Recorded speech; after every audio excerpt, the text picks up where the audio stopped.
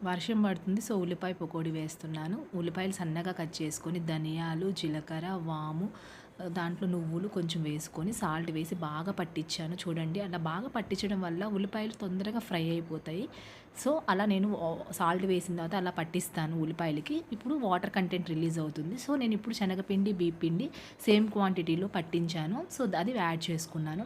Add చేసుకొని water పోయకుండా first దాన్ని ఆ మిశ్రమానికి పట్టించాలి. చూడండి అలా మెత్తగా వాటర్ రిలీజ్ అవుతుంది కదా! ఇందాక ఆల్రెడీ సాల్ట్ వేసి తీసుకున్నాను. ఇలా మెత్తగా ఉంటుంది. ఇప్పుడు కొంచెం వాటర్ వేసి మిగతా కన్సిస్టెన్సీ అంతా చెక్ చేసుకొని ఇలా కలుపుకున్నాను. సో, ఇలా కలుపుకుంటే కొంచెం మనం కరకరలాడే పకోడీ వస్తుంది. మీకు మెత్త పకోడీ కావాలంటే ఇంకొంచెం శనగపిండి వేసుకొని కొంచెం చేసుకుంటే మెత్త పకోడీ వస్తుంది. పొయ్యి మీద ఆయిల్ పెట్టాను. నేను రైస్ బ్రాండ్ ఆయిల్ వాడుతున్నాను. చాలా బాగుందండి టేస్ట్. మీరు ట్రై చేసి చూడండి.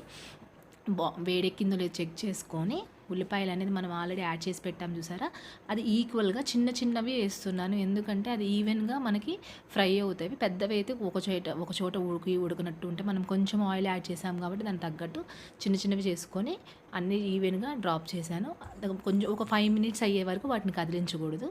5 మినిట్స్ అయిన తర్వాత మనం ఫ్రై అవుతాయి. మనం ఒక స్పూన్ పెట్టి వాటిని నీట్గా అలా తీసుకుంటే చూడండి ఎర్రగా ఎంత బాగున్నాయో.